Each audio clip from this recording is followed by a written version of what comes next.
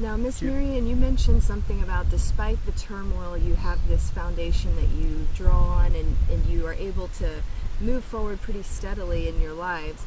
Let's talk a bit about the turmoil that's going on, because there's been some political turmoil, I would say, and probably you guys would agree, since Trump had been elected last year. Do you feel like his election has impacted you guys personally, or do you feel like it just doesn't have much of an effect really on the outcome of your lives?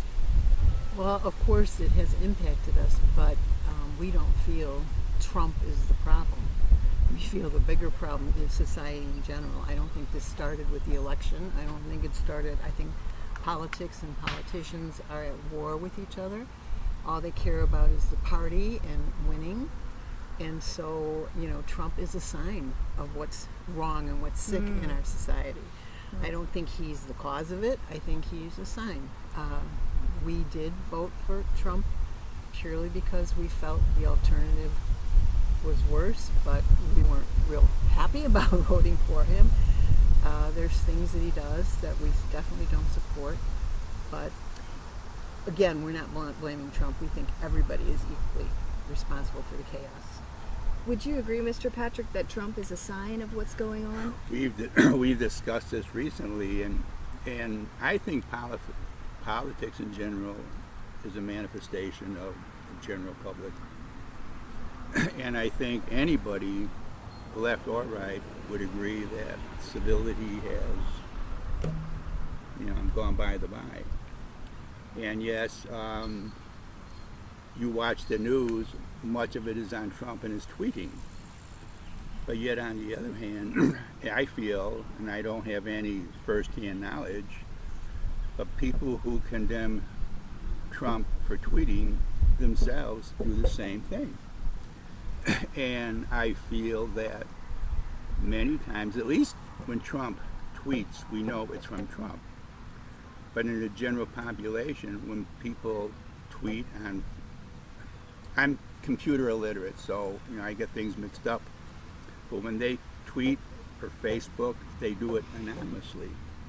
And I feel this way: if you don't have the courage to face a person face to face and discuss an issue, then you shouldn't even tweet. If you're going to do it anonymously, do not do it at all. And I see this all around. I see faces buried in the iPhone and so on and so forth.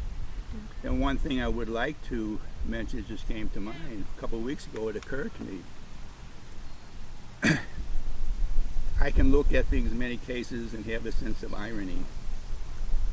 And I would ask, is it ironic that in today's society, this self-absorbed, egocentric society, we have the iPhone and the iPad? So, very interesting.